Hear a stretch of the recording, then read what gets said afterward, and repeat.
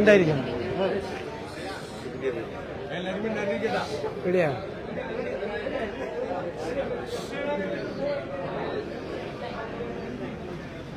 PM Shri പദ്ധതിയുമായിട്ട് ഞെട്ടിക്കുന്ന വിവരങ്ങളാണ് ഇപ്പോൾ പുറത്തു വരുന്നത്. എഗ്രിമെന്റ് അനുസരിച്ച് എഗ്രിമെന്റ് ഒപ്പുവച്ചിരിക്കുന്നത് ഒക്ടോബർ 16 തീയതിയാണ്. മുഖ്യമന്ത്രി പ്രധാനമന്ത്രിയുമായും അമിത്ഷായുമായി ആഭ്യന്തരമന്ത്രിയുമായിട്ടും കണ്ടത് 10 തീയതിയാണ്. 16 തീയതി ഈ എഗ്രിമെന്റ് ഒപ്പിടുന്നു. 22 തീയതിയാണ് മന്ത്രിസഭാ യോഗം. ആ മന്ത്രിസഭാ യോഗത്തിൽ പോലും ഇത് ഒപ്പിട്ടത് അറിയിക്കുന്നില്ല. ആലോചിക്കേ, മന്ത്രിസഭാ യോഗത്തിൽ ഇപ്പോൾ ഇന്നലെ ബിനോയ് വിശ്വം പറഞ്ഞതുപോലെ മന്ത്രി ശ്രീ രാജൻ ഇത് ഒപ്പിടരുത് എന്ന് പറയുമ്പോഴും മിണ്ടാതിരിക്കുകയാണ് മുഖ്യമന്ത്രിയും വിദ്യാഭ്യാസ മന്ത്രി. അപ്പൊ ഒപ്പിട്ടിട്ടാണ് അവിടെ വന്നിരിക്കുന്നത്. അപ്പൊ കൂടെയുള്ള മന്ത്രിമാരെയും ഇടതുമുന്നണിയിലെ ഘടകകക്ഷികളെയും എത്ര വലിയ കബളിപ്പിക്കലാണ് ഈ മുഖ്യമന്ത്രി നടത്തിയത്, വിദ്യാഭ്യാസ മന്ത്രിയും ചേർന്ന് നടത്തിയത്. ബിനോയ് വിശ്വം പറഞ്ഞതുപോലെ CPIയെ മാത്രമല്ല ഇരുട്ടിലാക്കിയിരിക്കുന്നത്, കേരളത്തെ മുഴുവൻ ഇരുട്ടിലാക്കിയിട്ടാണ് ഈ എഗ്രിമെന്റ് ഒപ്പുവച്ചിരിക്കുന്നത്. ഈ എഗ്രിമെന്റ് 10 തീയതി പ്രധാനമന്ത്രിയെയും ആഭ്യന്തരമന്ത്രിയെയും അമിത്ഷായെയും കണ്ടത് 16 തീയതി തന്നെ ഇത് ഒപ്പുവയ്ക്കാൻ വേണ്ടിയിട്ടുള്ള എന്ത് നിർബന്ധമാണ് കേന്ദ്ര ഗവൺമെന്റിന്റെ ഭാഗത്തു നിന്ന് ഉണ്ടായതെന്ന് മുഖ്യമന്ത്രി പുറത്തു പറയണം.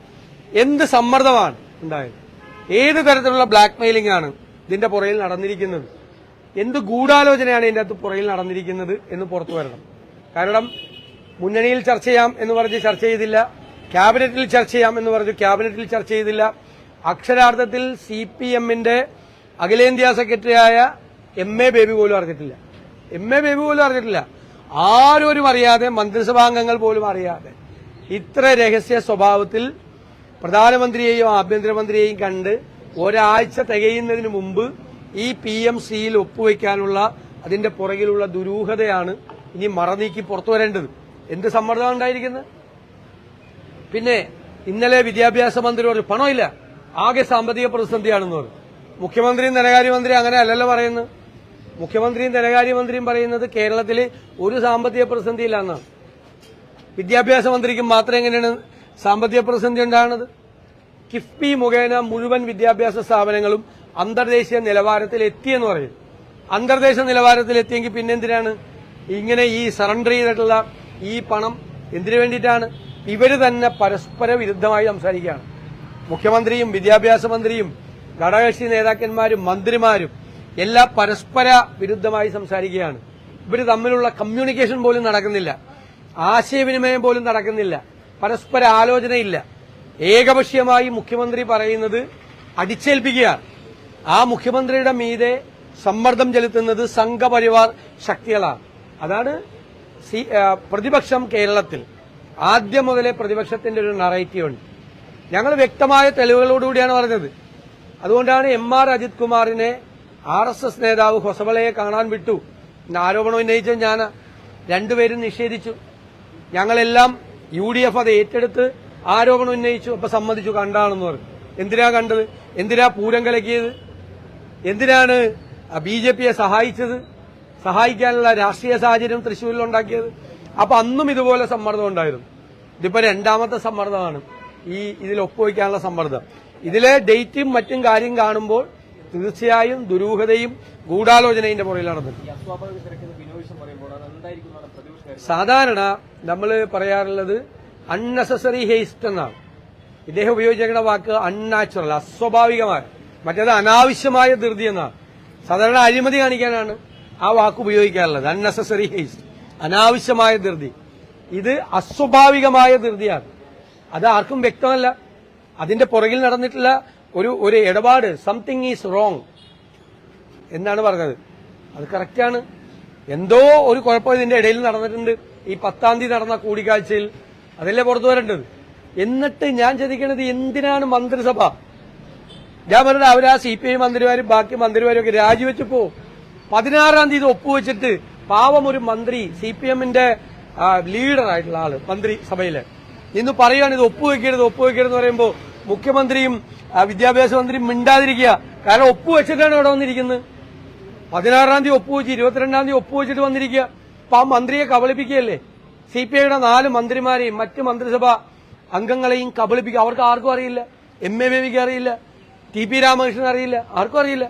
കേന്ദ്രവിഹിതം കിട്ടിയിട്ടില്ലെന്നുള്ള യാഥാർത്ഥ്യമാണല്ലോ. പക്ഷേ ഒരു പരിധിക്കപ്പുറം ഈ പദ്ധതി നടപ്പാക്കാതെ പറ്റില്ലെന്ന് തന്നെയാണ് മന്ത്രി ശിവൻകുട്ടി പറഞ്ഞത്. അപ്പോൾ എന്താണ് പ്രതിപക്ഷം ഈ അല്ല, ഞാൻ പറയുന്നത് ആ സ്റ്റാൻഡ് അല്ലല്ലോ CPM എടുത്തിരുന്നത്. ആ സ്റ്റാൻഡ് അല്ലല്ലോ CPM-ന്റെയും കോൺഗ്രസിന്റെയും CPI-യുടെയും ഒന്നും സ്റ്റാൻഡ് അതല്ലല്ലോ. സ്റ്റാൻഡ് വളരെ വ്യക്തമായ രാഷ്ട്രീയ നിലപാടാണ്. ആ രാഷ്ട്രീയ നിലപാടിൽ ഇപ്പോൾ പെട്ടെന്ന് മലക്കം മറിയാനുള്ള കാരണം എന്താണെന്ന് പറയുന്നത് എന്തുകൊണ്ടാണ്? ഈ 10-ാം തീയതിയിലത്തെ ഡൽഹിയിലെ കൂടിക്കാഴ്ച കഴിഞ്ഞപ്പോഴുണ്ടായ മലക്കം മറിയൽ 6 ദിവസത്തിലെ ഒപ്പുവയ്ക്കുകയാണ്, ഒരു കൂടിയാലോചനയില്ലാതെ. നിനക്ക് മറുപടി പറയണ്ടേ? ഞാൻ ചോദിച്ചതിന് മറുപടി പറയണ്ട, ബിനോയ് വിശ്വൻ ചോദിച്ചതിന് മറുപടി പറയണ്ടേ? അതേ എന്നേക്കാൾ രൂക്ഷമായിട്ടാണല്ലോ ഇതിനോട് പ്രതികരിച്ചത്. ഇത് പറയണ്ടേ? അത് പറയുന്നില്ല. അതാണ് ഏറ്റവും പ്രധാനപ്പെട്ട കാര്യം. രണ്ടാമത്തെ കാര്യം, ഇപ്പോ സ്വർണം കിട്ടിയല്ലോ. എവിടെന്നാ കിട്ടിയത്? ഏത് കോടീശ്വരന്റെ വീട്ടിൽ നിന്നാ കിട്ടിയത്? 400 ഗ്രാം സ്വർണം അല്ലേ? 50 പവനാണ് 400 ഗ്രാം സ്വർണം എന്ന് പറഞ്ഞാൽ. 50 പവൻ സ്വർണം കിട്ടിയല്ലോ. അപ്പൊ ഞങ്ങൾ ചോദിച്ചത് ശരിയല്ലേ? ഏത് കോടീശ്വരന്റെ വീട്ടിലേക്കാണ് ഇത് വിറ്റതെന്ന് ചോദിച്ചു. ഇപ്പൊ കിട്ടിയല്ലോ. ഇപ്പോ ഞാൻ ശബരിമല വിവാദവുമായി ബന്ധപ്പെട്ട് പ്രതിപക്ഷം ഉയർത്തിയിരുന്ന മുഴുവൻ കാര്യങ്ങളും ശരിയാണ്, ഇല്ലേ? മുഴുവൻ കാര്യങ്ങളും ശരിയാണ്. ഇപ്പോഴത്തെ ദേവസ്വം ബോർഡ് കാണിച്ചിരിക്കുന്ന വൃത്തികേടും പുറത്തു വന്നു, ഇല്ലേ?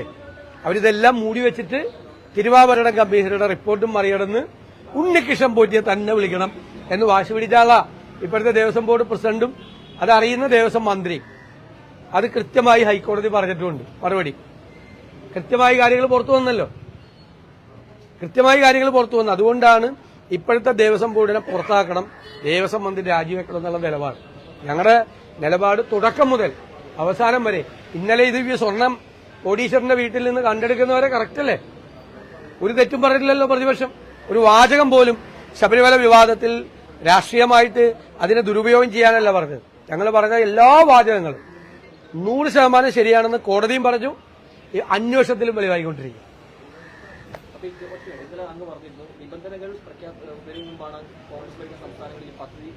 അല്ലല്ല, കോൺഗ്രസ് അല്ല ഒപ്പിട്ടത്. കോൺഗ്രസ് അല്ല, അത് നേരത്തെയുള്ള BJP സ്റ്റേറ്റുകളാണ്. സ്റ്റേറ്റാണ്. ഇപ്പോഴാണ് അല്ല, സ്റ്റേറ്റാണ്. അതിന് മുമ്പാണ് ഒപ്പിട്ടിരിക്കുന്നത്.